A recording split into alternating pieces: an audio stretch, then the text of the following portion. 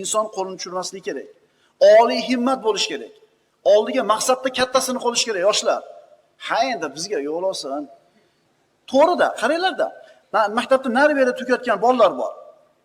O'qituvchilarni yo'l bilan maktabni bitirib attestat olib chiqib ketgan. O'shalarning ko'pchiligini qarasangiz, bozorda, hunar, tijoratda ishi zo'r bo'lgan. Agar kerak bo'lsa shu boyaga ancha-muncha a'lochi o'qiganlar uni qo'lida ishlaydigan bo'lib qoldi. Maktabda o'qishga yaramasanglar bo'ldi, odam emaslar, spisat qilmanglar. Siz bilmaysiz, bolangizning qanaqa iqtidori bor, qanaqa qobiliyati bor. Farzand tarbiyasi degan darsimizda bu narsani aytib o'tganmiz. Yigitlar, ustachilikda ish bo'lmadimi? Dehqonchilikka urib ko'ring o'zingizni. Bo'lmadimi, yana bir ishga urib ko'ring. Qo'lingizni tushirmang. Chunki sizdan harakat Allohdan barakot. Muvaffaqiyatga erishdi, shu maktabda ikkichi bo'lgan bola. Hunarda, tijoratida nima uchun? Qo'lini yerga tushirib olgani yo'q.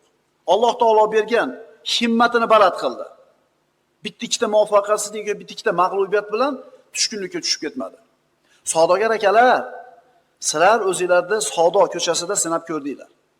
Yaxshi muvaffaqiyatga erishdinglar, qo'llarda 3-4 so'm paydo bo'ldi. Shu bilan cheklanib qolib ketaverasizlarmi? Birorta bir ishlab chiqarishni boshlab olishlik. Qancha erta boshlasa, shuncha ertaroq rivojlanadi. Ha endi bizda sharoit yo'q. Xuddi sizni yashayotgan yurtingizda shu ishni qilayotganlar bor. Tijoratni ishlab chiqarishga aylantirib olgan bir akamiz bitta bir savdogar odamga "Ma ishni qilaylik" desa, oyiga qancha topamiz deyapti. Sirasi. Oyiga qancha topaman dema, ishlab chiqarish bunaqa bo'lmaydi. 1 yil ketar, 2 yil ketar ishini yurgizib olguncha. Ungacha pribilni istama. Necha pul bo'ladi oyiga deydi. To'g'rimi, savdogarlar? Shuning uchun olib kelib sotishdinglar, uddasidan o'tdik, boshqa narsadan ham o'zimiz sinab ko'raylik, ishlab chiqarish qilaylik. Men sizlarga hozir dunyo tanigan katta-katta kompaniyalardan 4 tasini atini aytib beraman. Ishini nimadan boshlagan ekan aytaymi? Joy arendovat qilgani puli yo'qligidan akasini, amakisini, dadasini garajida boshlagan ekan ishini. Men shularda tarixini o'qib o'rganib chiqdim, atay shu dars uchun. Birinchisi Apple kompaniyasi uyidagi garajda o'tirib boshlagan ekan ishini. Ko'pchiliklarda qo'lida bor iPhone. Ikkinchisi Microsoft. U ham garajda boshlagan ekan ishini. Keyingisi Google.